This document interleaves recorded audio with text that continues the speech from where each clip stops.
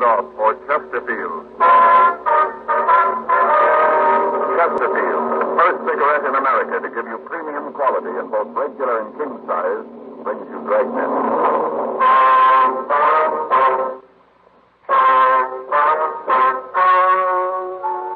Ladies and gentlemen, the story you are about to hear is true. The names have been changed to protect the innocent.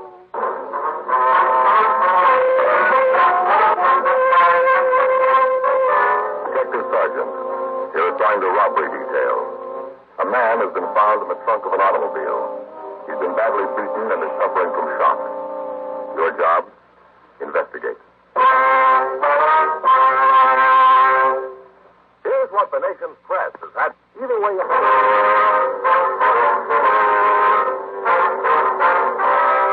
Dragnet, the documented drama of an actual crime. For the next 30 minutes, in cooperation with the Los Angeles Police Department, you will travel step by step on the side of the law through an actual case transcribed from official police files. From beginning to end, from crime to punishment, Dragnet is the story of your police force in action. It was Wednesday, February 18th. It was raining in Los Angeles. We were working a day watch out of robbery detail. My partner is Frank Smith. The boss is Thad Brown, chief detective. My name's Friday. It was 10:48 p.m. when I got back to the car. Unit 1K. Still wet out in it. Was he in? No, he's the guy who gave us the big story about carrying the lunch bucket. Always home by 9 o'clock. Yeah. There was a call while you were out. Someone locked in a car trunk. We better roll on it. Yeah. What do you figure about your informant? Well, I don't know. It's rain. He's holed up someplace. He's not on the street. He's your boy, Joe. You ever come up with anything worthwhile? Well, he used to. Got to be an awful light now. He can't stay sober long enough. Always talking about joining AA, but he never seems to get around to it. Too bad. Doing good if you give him a chance. If you want to be helped, they're the ones who can do it. Well, I'll try to catch him in the morning, huh? It's getting late. I'm tired. Yeah, I could use some sleep. Hey, when we see this guy, you think he'll be able to give us anything? I don't know. Fancy might. He might be able to come up with something. Doesn't figure, Joe. Nice job they've pulled. There's not a rumble in town on him. Not even a close identification. Well, we don't turn him soon. It's going to be out of our hands. Be something for homicide to work on. You figure this trunk deal might be the same one? Well, if it's then, this makes number 10 for him. The old man will clean his head off in the morning. Sure won't help his ulcer. He'll be sipping milk all day. He just graduated to soft-boiled eggs. This thing will put him right back on the sippy diet. Poor old idiot. Thieves and ulcers. He just can't win. Now, that must be it up there, Frank. Guy waving the radio car. Oh, yeah. There's 1A4 just coming in, too. Yeah. That's good here. You want to get out my side? Yeah. Go ahead.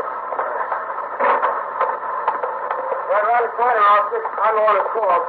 Didn't take you long to get here. I'll show you. Right around here? Yes.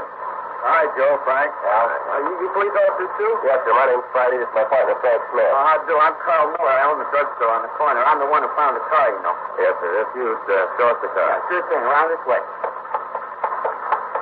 I'm going way back from Miss Dalton. Ordered some colic pills for babies. Perhaps this car sort of heard something. Yes, sir. I walked by, then I got to thinking that maybe something might be wrong. So I went back. I looked in the car, but I couldn't see anything. Yeah?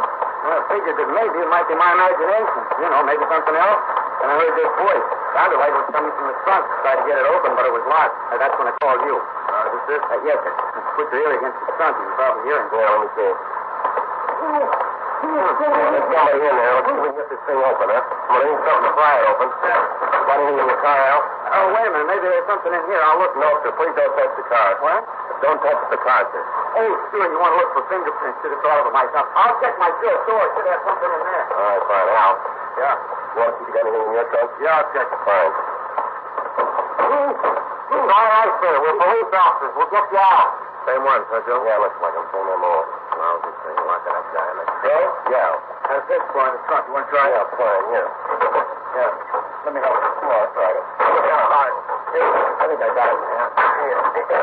That's good. Here. Oh, let's get it open. Give me a hand. Yeah, that's right.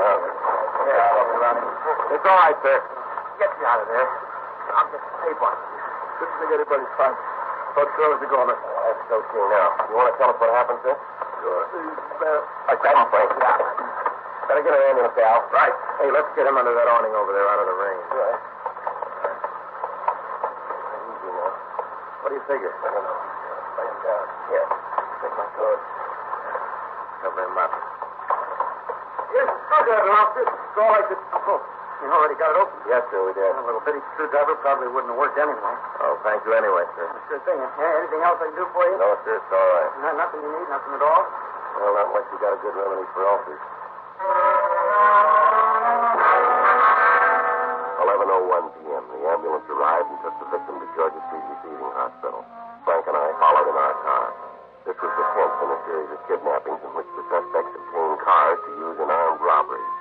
After beating the victims, they'd lock them in the trunk of the car, and after completion of the robberies, they'd abandon the automobile with the victims tied and gagged in the trunk. Although to date none of the victims had been killed, we knew it was only a matter of time until the suspects kidnapped somebody who would be incapable of standing the treatment, and we'd not only have a robbery but a murder to deal with. The holdups had been going on for a period of 6 weeks. Frank and I followed up what leads we could, but they brought us nothing. None of the victims could describe the suspects other than to tell us they were male, white Americans, and that one of them spoke with a southern drawl. 11:17 p.m. We arrived at the hospital. The victim had been placed in treatment room number 3. Dr. George Hall was treating him. Frank and I went into the room to talk to the doctor. Hi, Joe. Frank. Hi, Danny. How is he? Oh, he's all right. Suffering from shock. Got a nasty abrasion on his right cheek. I gave him a sedative to quiet him down. He'll be okay in a few minutes. Mm-hmm. What happened to him? Oh, a trunk bandage again. Vicious bunch. You going to release him, Doc? Yeah, I'll be all right in 15 or 20 minutes. You know his name? I want to make out his treatment card. No, he passed out on us before we could get it. He's coming around now. Oh, you're all right now, fella. Just relax. Take it easy. Here. See if you can sit up here on the edge of the table. Joe? Yeah, Doc. You want to pour a glass of water, cups over there on the wall? Yeah, sure. I'll get you some water, sir. That's it. Now, just sit quiet. Easy. There you are, sir. Oh, thank you. Thirsty. Right, if we talk to him now? Sure, go ahead. Will you tell us what happened, sir? Yeah. About 7:45, maid, that's my wife, said we were out of coffee. We were having late dinner, so while she finished fixing it, I went out to get some. Yes. I got down to Pico and Union. Signal was working. Stop. I pulled up. There were 2 guys standing on the safety zone. You know, like they were waiting for a streetcar. Mm-hmm. I thought at the time, well, a lousy thing having to stand out in the rain waiting for a streetcar. Yes, go ahead. Well, the next thing I knew, one of them opened the door out in front. When he opened the door, I figured that maybe it was somebody that knew me. It was dark, you know. Couldn't see too well. The other one opened the back door and got right in the car. I knew darn soon I didn't know these guys. Sir? Well, the fellow in front had a gun, pointed right at me. Looked like a cannon, biggest gun I ever saw. Tell you I was scared. Yes. Told me to pull up the curb. I did. What happened then? Told me to get in the back seat. I told them they could take my money, car, whatever they wanted. Just let me go. And the guy in the back told me to shut up and get back there with him. I asked him again to let go. Told him that I wouldn't say anything. Said if they'd just let me go, I wouldn't tell anyone. I was scared, you know. Yes, sir, we understand. The guy in the front got a real wild look in his eye. Looked like he was crazy. I tried to get out of the car and he hit me. Side of the head with that gun. Then they grabbed me, threw me in the back seat, hauled me right over the front. Just dumped me on the floor in the back. What'd you do then? Oh, nothing. I just laid there. Figured that maybe they'd think I was out cold and leave me alone. Then what happened? Well, the guy in the back took a roll of adhesive tape out of his pocket, wrapped around my wrists and ankles. Well, what'd they do then, sir? Well, they still thought I was knocked out. The guy in the front said, get me out of the car. Big fellow opened the door, lifted me out, picked me up like a sack of potatoes. The guy with a gun ran around, opened the trunk, and they threw me in. One of my legs was over the bumper, and the big guy grabbed it and twisted it so it fit in the trunk. Almost died, but I didn't dare let him know it wasn't out. Mm-hmm. And after that? Well, he locked the car and drove away. Must have drove for a while, and they stopped. Mm-hmm. You got any idea how long they drove, sir? How far? I couldn't see anything. Couldn't hear much. Just a little mumbling. I know they stopped the gas station, though. Well, how's that, sir? Well, right after we stopped, I heard one of them yell to somebody. I couldn't tell what he was yelling, but in a little while, I heard somebody come back, take the gas cap off of the tank. And I heard the gas go in the tank, right in front of the trunk. That's it. Well, after the guy put the cap back on the tank, I heard one of the guys say something about stick-up. Well, why you were stopped? Did you try to let the gas station attendant know that you were in the trunk? Oh, sure. And I tried to kick the trunk, but the way they twisted my leg, putting me in, I couldn't move. They gagged me, too. put a big piece of adhesive tape over my mouth. No, sir, I tried to let the guy know. I just couldn't do it. You said that you heard one of the men say, this is a stick-up. Yeah. Those were the words you used, too. This is a stick-up. Why don't you go ahead, sir? Well, there was some quiet talking after that. I couldn't tell what was going on, and they drove away again. You have no idea where this gas station was? No. I'm sorry, but I was being bounced around that trunk. My head hurt where they hit me. I know they turned some corners, but I couldn't even guess where the station might be. All right, sir. What happened then? Same thing. They'd drive for a while and they'd stop. They'd get out of the car, then come back. We'd start to drive again. Well, finally they parked. I waited for them to come back. They didn't. I tried to get the gag off my mouth so I could yell for help. Rubbed my face against the spare tire and got loose. Then I yelled, kicked my feet against the trunk. I just about given up when you found me. Not sure I was through. It was getting hard to breathe in there. Mm-hmm. I can imagine. No, you can't. Until you've been locked in the trunk. Nobody can imagine that. Terrible. Just terrible. Say, have you called me? That's my wife. Have you called her? No, sir, we haven't. Oh, she'll be hopping mad. What time is it? It's 11:45. Almost 4 hours to get a pound of coffee. She'll be raising the roof. Would you call her? Tell her where I am? Yes, sir, I'll call her. Want to give me the number? Madison 34656. Uh-huh. Tell her you're calling for Henry. Explain what happened. All right, sir, right away. Officer. Yeah? Be sure to tell her you're a policeman. She'll believe you. Yes, sir. I have a couple of questions, sir. Have to fill out this card. Sure. I hate to ask. Could I have another cup of water? I'll get it. What do you want to know? Your full name. Henry J. Hilldale. Hildale? Uh-huh. All right, sir, here's your water. Thank you. I don't know why I'm so thirsty. Dust in the trunk, I guess. Got my throat. Yes, sir. Now, what's your address, Mr. Hildale? 920 North Lebanon Avenue. Phone number is Madison 34656. 4656. How old? 48. Be 49 this October. All right, Mr. Hildale. You have a way to get home. We'll run him home, Doc. Well, what about my car? Can't I take it? Well, we're going to have to process it for fingerprints, sir. We can release it to you in the morning. You called me? Yes, sir. I just talked to her. Was she sore? Well, she was a little upset. Worried about you. But you told her about what happened. Yes, sir. Everything's all right now. That's good. Mr. Hildale. Yes, Doctor. You can leave now. I suggest you see your own doctor in the morning. Just check up. Oh, all right. Well, thanks a lot for your trouble. Sure appreciate it. That's okay. No, it's this way. The elevator's down here. Oh, yeah. I'll get the button. Same story, huh, Joe? One big trouble. What's that? We're hearing it too often. 12:18 p.m. We left Georgia Street Receiving Hospital and drove Mr. Hildale back to his home. On the way, we asked him for a description, but he was only able to give us a very meager one. We did get enough information from him for our crime report. He told us he'd come in the next day to look through the mug books.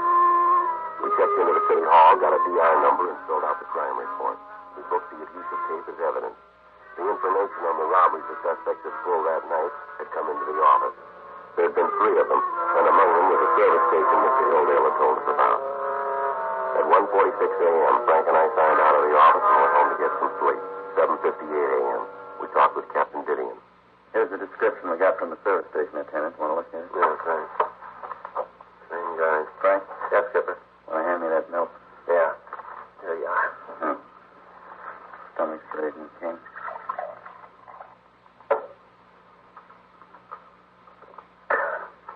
This is a 10th kidnapping and 23rd robbery. When are you two going to get off the dime and bring those guys in? We're doing everything we can, Skipper. You know that. And it's not enough. I know you guys have been beating your heads against the wall on this thing, but the corner pocket's on my back, and we got to break it. We've contacted all our informants. We've run down every lead that's turned up. They all go to the same place. No way. I'm giving the chief every excuse I can. I'm not going to try to sell him any more. I don't think he'd buy him. You know what? The guys who are pulling these jobs are flesh and blood. They eat and sleep. Somebody in town knows them. They're not phantoms. Let's find them. You guys aren't the brainiest ones in the world. If they were, they wouldn't be getting the cars the way they do. Well, yeah, that figures. How about the car? Find anything? I called Leighton Prince. They said the car was dry enough to work on. They couldn't tell us anything in. Said they'd call us back. Mm-hmm. I've been going over their crime reports. Maybe got an idea. Yeah. The way it looks, they picked up the cars in one area, pulled the jobs in the same area. Could be that they live in that area. Makes sense. They've been working inside a 30-square block, straight down the hill, 7th to Pico. You got a description on them. Talked to the desk clerks at every hotel and boarding house in the area. Robert, did he? Yeah, he's here. See you, Joe. Thanks, Kevin. This side. What do you do? You bet. That's the way it goes sometimes. Yeah. Well, thanks a lot. Bergman? Yeah, we just finished the car. It's clean. Not a thing on it.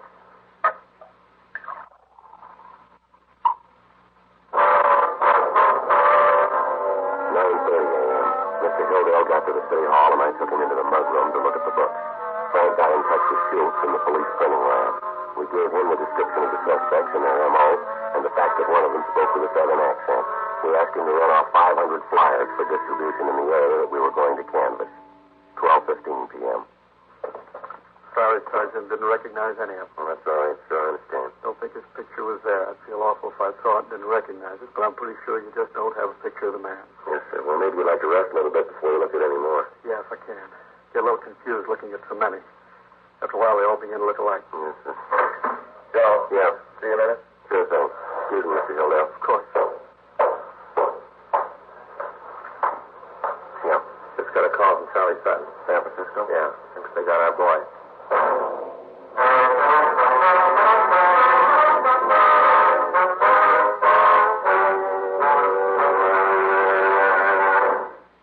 You are listening to Dragnet, the authentic story of your police force in action.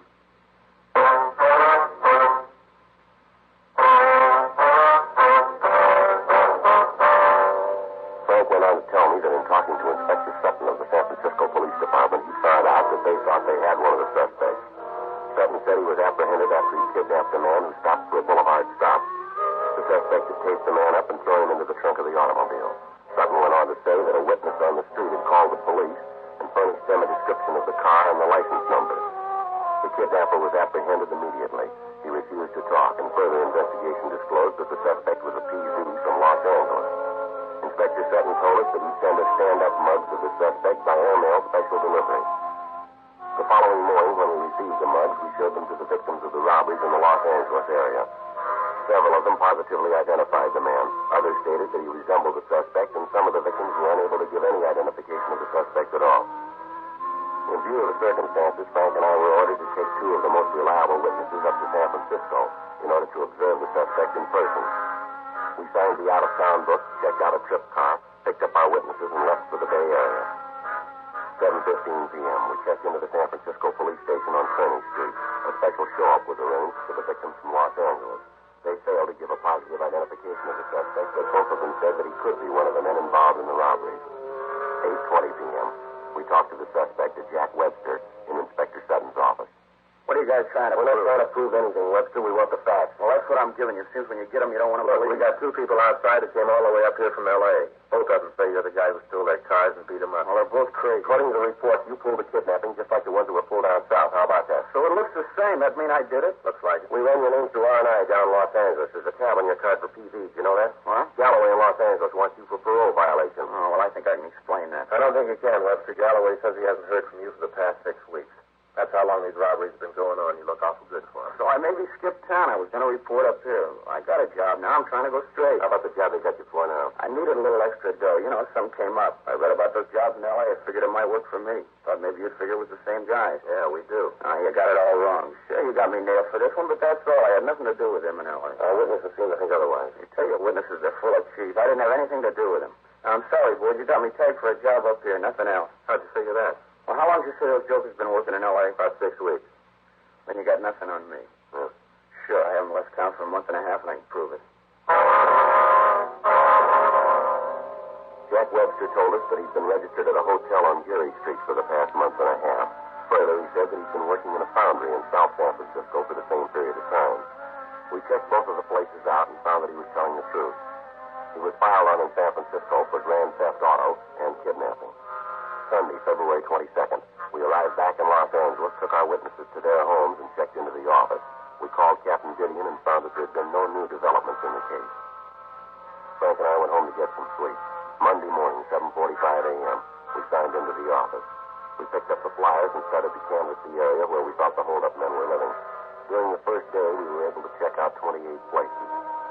Tuesday, the 24th, it started to rain again. At 8:30 a.m., we started to canvass the rest of the hotels, rooming houses, and boarding houses in the area. For 3 days, we talked to the day and the night clerk in each place.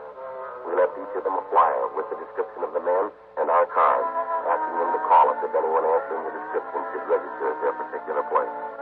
For 3 days, it rained. Saturday, February 28th. Think it'll ever stop, Joe? It sure is wet. Yeah. Looks like the guys we wanted dropped off the face of the earth. Nobody's seen or heard of them.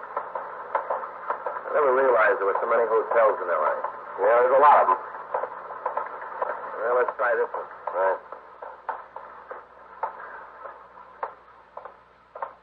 Here's something you want? We're police officers, sir. Here's our ID. What's that? Police officers. Oh, police. That's right, sir. Yeah, police. Well, what do you want? We'd like to know if you've got anyone here who answers these descriptions. Like this, huh? Yes, sir. Well, it's kind of hard to say. If you had a picture of them, it might help. I'm sorry, sir. We don't have a picture, just that description. Yeah, it could be the fellas at 4-8. They sure fit what it says here. Yeah, I bet it's them. I knew we should have called you fellas about. Sir? See, the day before yesterday, Amy, she's the girl, cleans up. She's taking care of their room. She said that she opened the closet. She saw a gun laying on the shelf. Right out in the open. Did you report that to police? Huh? What'd you say? Did you report it to the police? Oh, no.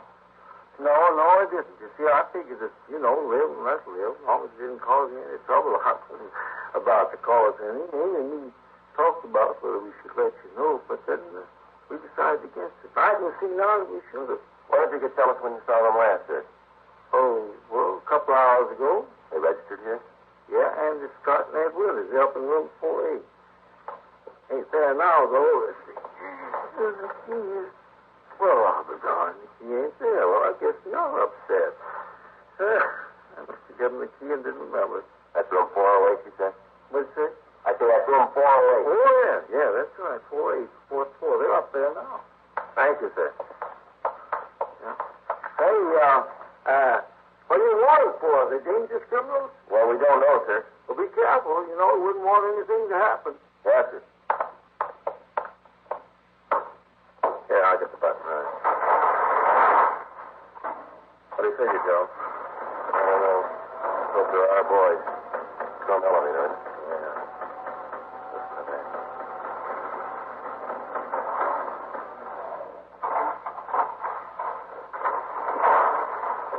Down this way. 402, 404, 406. Here it is. Want to cover me? Yeah. How is it? Room clerk. What do you want? Like to talk to you. All right, just a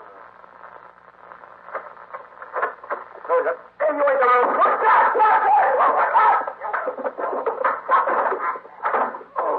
All right, mister, on your feet. Come on. How about the other one? He's out. Here, I'll take him down for you. Stupid, you plain stupid. I told him 100 times. Stand still. You told him what? And we should have left. Get out of this lousy town. Going back home. Yeah, all right, let's go. Back in the can this time, we'll never get out him and his big ideas. Smart guy, old Ed, the big brain. Tried it, Joe. Yeah, well, maybe you'll make it this time. You'll have a lot of time to convince him.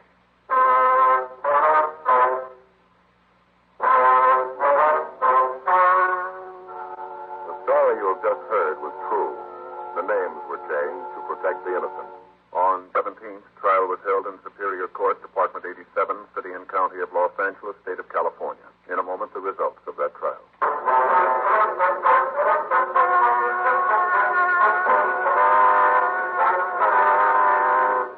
Andrew J. Scott and Edward F. Winters were tried and convicted on 12 counts of robbery in the first degree and 10 counts of kidnapping for the purposes of robbery. They are now serving their terms in the state penitentiary. A hold has been placed on them in the event of parole by the state of Arkansas.